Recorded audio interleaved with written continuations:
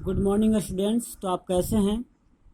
आज हम कर रहे हैं क्लास 9th का पॉलिटी लेसन 1, जिसका नाम है डेमोक्रेसी इन कंटेम्प्रेरी वर्ल्ड। इससे पहले इस लेसन पे एक वीडियो और बन चुका है, दो वीडियो बन चुके हैं। ये तीसरा वीडियो है इस लेसन का। अगर आप उसको नहीं देखे हैं तो पहले उसको देख लें, ये थर्ड पार्ट है। इससे पहले हम डेमोक्रेसी की एक स्टोरी पढ़ चुके हैं चिले की।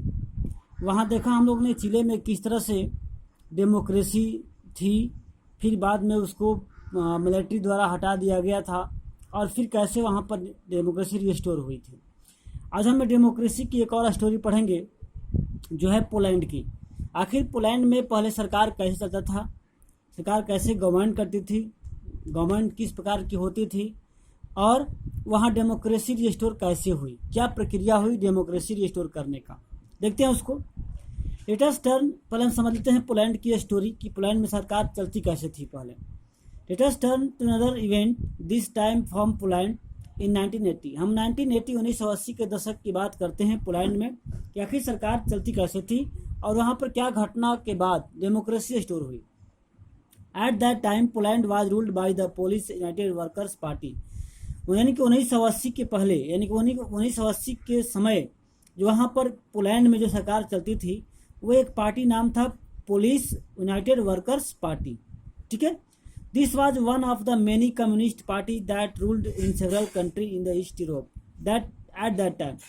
यानी कि उस समय जो यूरोपियन कंट्री का जो ईस्ट पार्ट था, यानी कि पूर्वी जो भाग था यूरोप का, वहाँ पर बहुत सारे ऐसे कंट्री थे जहाँ पर कम्युनिस्ट पार्टियों का सरकार चला करती थी। वहाँ पर एक नियम भी था कि उस समय कोई अदर पार्टी जो है कंट्री में कंटेस्ट नहीं करती थी, चुनाव नहीं लड़ती थी, प्रचार प्रसार अपना नहीं करती थी, और पीपुल को भी ये अधिकार नहीं था कि वे अपने इच्छा के अनुसार लीडर को चुन सके या अपनी पार्टी बना सके। ठीक है। उसे केवल एक ही पार्टी को चुनना था, कम्युनिस्ट पार्टी को। अदर पार्टी न बनाने का अधिकार था और न ही अपने इच्छा के अनुसार चुनाव लड़ने का अधिकार था, या फिर किसी लीडर के बारे में या किसी पार्टी के बारे में अगेंस्ट में न बोलने का अधिकार था। अगर कोई ऐसा करता था, किसी पार्टी या किसी लीडर के बारे में कोई बोलता था, तो उसे जेल में भेज दिया जाता था। Okay. The government in Poland was supported and controlled by the government of the Soviet union SSR, a vast and powerful communist state. यानी कि हम कह सकते हैं कि जो पोलैंड था, जो पोलैंड की सरकार थी, उस सरकार को कंट्रोल और मैनेज करने का काम जो सोवियत यूनियन, जिसको आज हम रसिया कह सकते हैं, रसिया के आसपास का जो एरिया है वो मिलाकर ये कंट्री हुआ करती, जिसका नाम था सोवियत यूनियन। तो वहाँ के जो कम्युनिस्ट पार्टी थी वो पोलैंड की सरकार को कंट्रोल और गवर्न करती थी। तो ये बात थी 1980 का कि वहाँ की सरकार की व्यवस्था क्या थी, वहाँ गवर्नमेंट चलती कैसे थी। अब देखते हैं कि हम हुआ क्या था, आखिर क्या वजह था कि फिर से वहाँ पर स्टोर हुआ डेमोक्रेसी। देखते हैं। ये घटना है ऑन 14 अगस्त 1980 की। The workers of Lenin shipyard in the city of the Gdansk went on a strike. यानी कि जो शिपयार्ड एक छोटा सा लेनिन का था, वहाँ के जो वर्कर्स थे एक चले गए स्ट्राइक पर। उसका एक सिंपल सा इशू था, डिमांड था। वो देख लेते हैं क्या है। The shipyard was owned by the government. यहाँ की वो उस समय जो पोलैंड की जो गवर्नमेंट थी, वहाँ के लोगों को अधिकार नहीं था कि वो अपनी पार्टी बना सके, या अपनी, जैसे ऊपर ने पढ़ा आप लोगों ने, तो वहाँ की जो कंपनी भी थी वो गवर्नमेंट के अंडर में थी। In fact all the factories and big properties in Poland were owned by the government. यानी कि उसमें जो पोलैंड में जो भी प्रॉपर्टी थी या जो फैक्ट्रियाँ हुआ करती थी वो गवर्नमेंट के अंडर में काम करती थी। The strike began with a demand to take back a crane operator.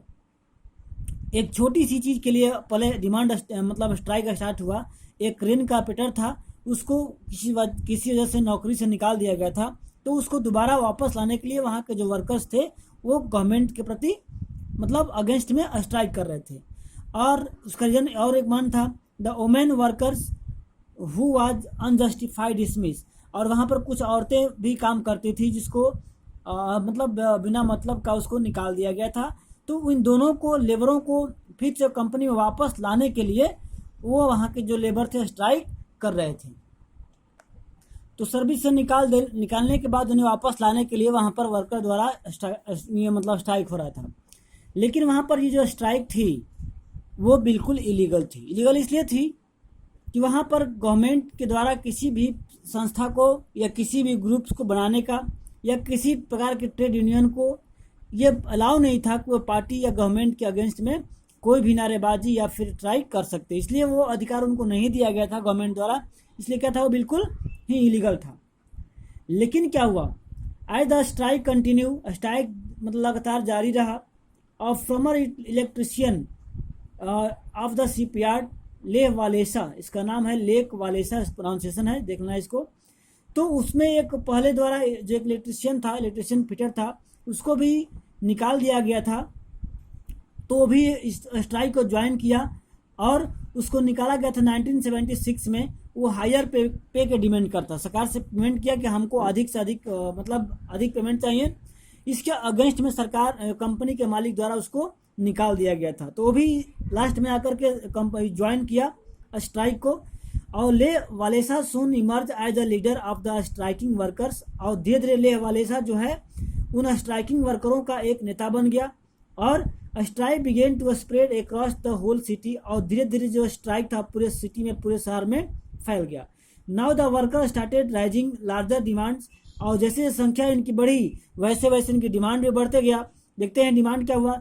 They wanted to right to form independent trade union. इनकी मांग थी कि सबसे पहले हमें ट्रेड यूनियन बनाने की आज़ादी दी जाए, हमें अधिकार दे कि हम भी अपना यूनियन बना सके, हम अपने डिमांड को सरकार के पास रख सके, ऐसा हमें अधिकार होना चाहिए। They also demand the release of political prisoner and end of the censorship on the press. इनकी और डिमांड हो गई कि जो पॉलिटिकल नेता थे जेल में जो बंद किए गए थे सरकार द्वारा, उसको वापस किया जाए, बाहर निकाला जाए। और जो प्रेस और जो सेंसरशिप लगा हुआ है उसको समाप्त किया जाए। ये 3-4 डिमांड इनके बाद में बढ़ गए। हालांकि स्टार्टिंग में इनकी डिमांड केवल यही थी जो जिन वर्करों को जॉब से निकाला गया है उसे वापस कर लिया जाए। लेकिन जैसे संख्या इनकी बढ़ती गई डिमांड जो है बढ़ता गया। आगे देखते हैं। Movement became so popular. Movement इतना पॉपुलर हो गया कि जो गवर्नमेंट को वहाँ पर झुकना पड़ा और एक 21 पॉइंट पर एग्रीमेंट साइन हुआ। पर चलो आपको 21 पॉइंट जो है आपको मानते हैं, सरकार ने झुकी, वहाँ पर सरकार मान गई और एग्रीमेंट साइन होने के बाद स्ट्राइक भी क्या हो गया, समाप्त हो गया। और गवर्नमेंट ने जो इन वर्कर को पार्टी मतलब ये राइट दिया, अधिकार दिया कि आप ट्रेड यूनियन बना सकते हैं इंडिपेंडेंट रूप में। और after the Gdansk agreement was signed a new trade union was called solidarity.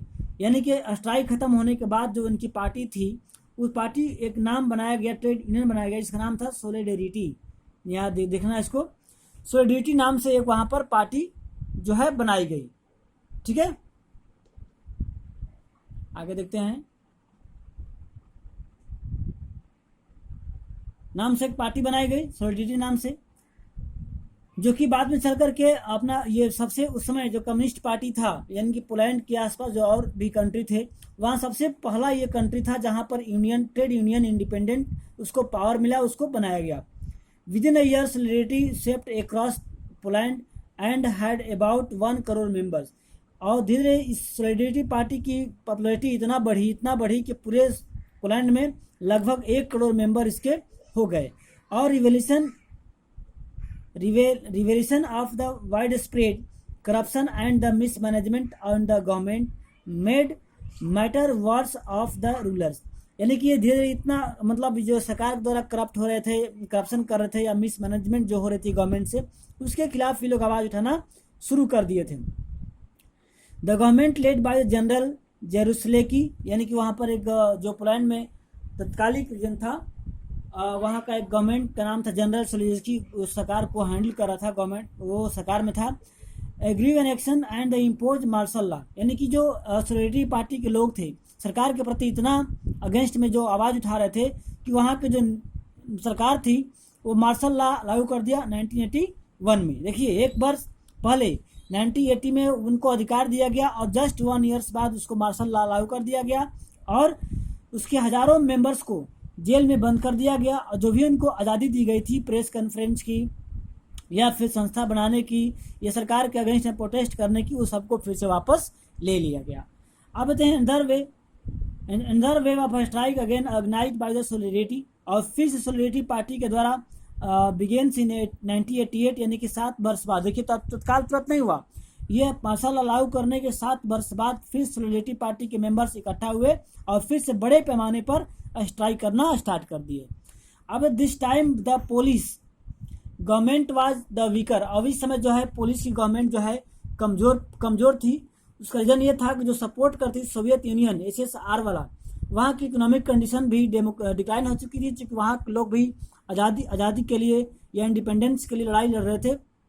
इसलिए वहाँ खुद की अपनी इकोनॉमिक कंडीशन मतलब बैड होने की वजह से वो पोलैंड के जो पार्टी थी कम्युनिस्ट की, उसको सपोर्ट नहीं करती थी, इसलिए वो कमज़ोर हो गई थी। Another round of the negotiation with the Walesa resulted in the agreement in the April 1989 for free elections, यानी कि फिर से इनको इतना प्रेशर बढ़ा कि सरकार वहाँ पर एग्रीमेंट कर ली कि फिर से भाई चलो फ्री इलेक्शन हुआ। तो अप्रैल में इलेक्शन हुआ 1989 में, और इसमें इतना हुआ कि 100 सीटों पर चुनाव लड़ी सोलिडेरिटी पार्टी ने, जिसमें 99 सीटों को मतलब इनको मतलब हासिल हुआ। आप सोच सकते हैं कि इसमें कितना लोग सपोर्ट किए, 99% लोग इसको सपोर्ट किए सोलिडेरिटी पार्टी को। और वहाँ पर लास्टली अक्टूबर 1999 में सरकार बनी, वो आज़ाद हुआ और वहाँ पर प्रेसिडेंशियल इलेक्शन हुआ। ठीक है, उस इलेक्शन में एक से अधिक पार्टियां कंटेस्ट की, जिसमें लेह वालेसा जो है पोलैंड के प्रेसिडेंट के रूप में इलेक्ट हुआ।